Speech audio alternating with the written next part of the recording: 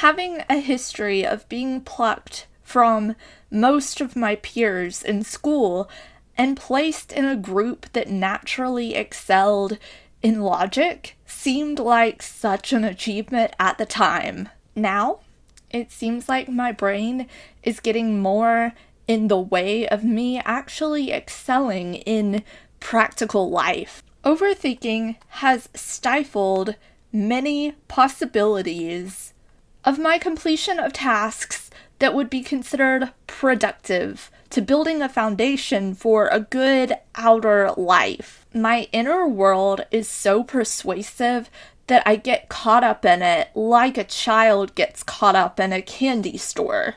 I remain perplexed about many mundane activities, and I blame my affliction on my overly strong mind. Growing up, I always heard that being academically gifted was a double-edged sword. I understood that my active brain and my heightened appetite for imagination and logic would mean that I would have a different perspective than a large chunk of the population for probably my entire life.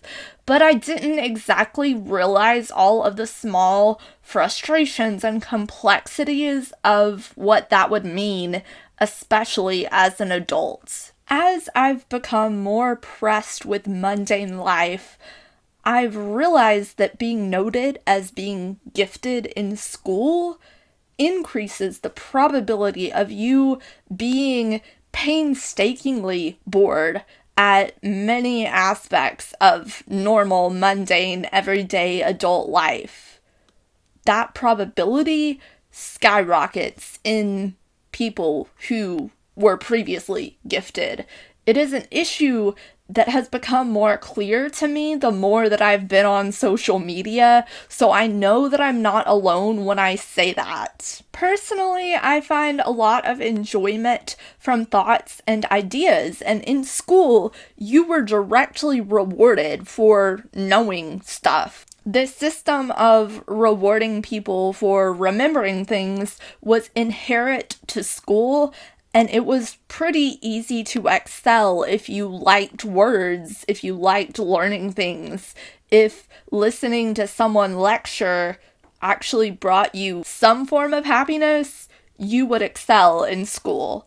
And the adult world is not so easy. In fact, adult life is so different that a large portion of it is hard for me to endure.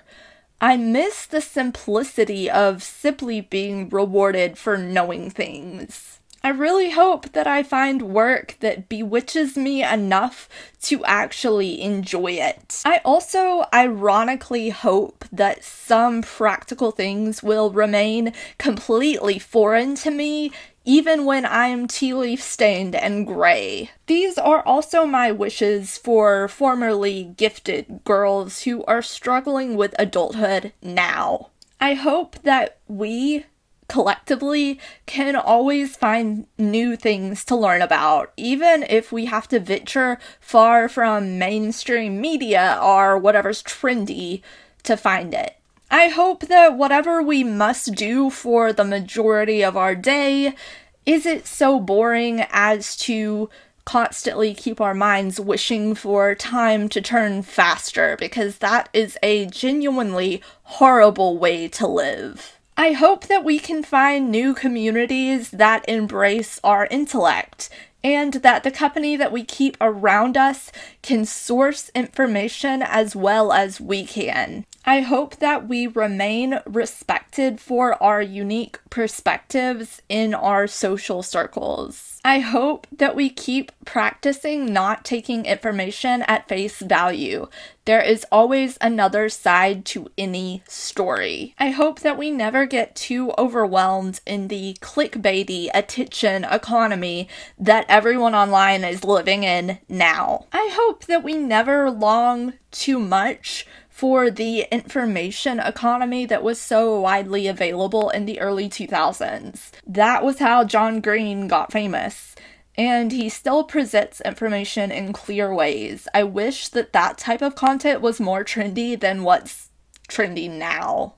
I really wish that more people had better equipped attention spans these days, like they did in the early 2000s, although even then, our attention spans were just beginning to get in trouble. It wasn't nearly as bad back then as it is today. Here are a few positive affirmations for us both right now. I possess the intellect and resilience to transform any situation into a stepping stone for growth. The skills that I honed in academia are timeless, and I am leveraging them to shape my future with intention. I have already achieved a remarkable amount, and the potential for my future is limitless. Every incremental step forward is part of a grander design,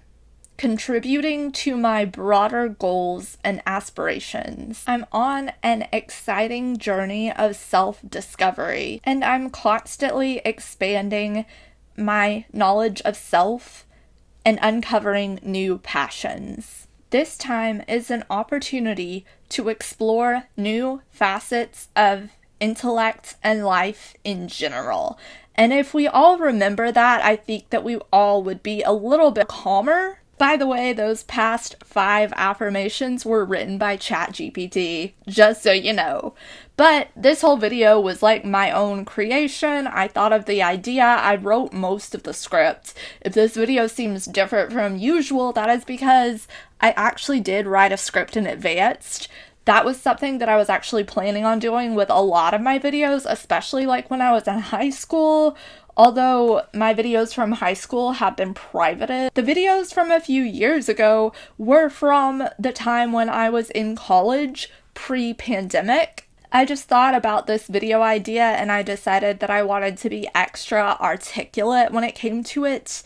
And I used to love writing. Like, when I was in high school, I thought 100% that my major would be creative writing, so it's not really a huge surprise that if I wanted to be more articulate in my videos, that writing would help.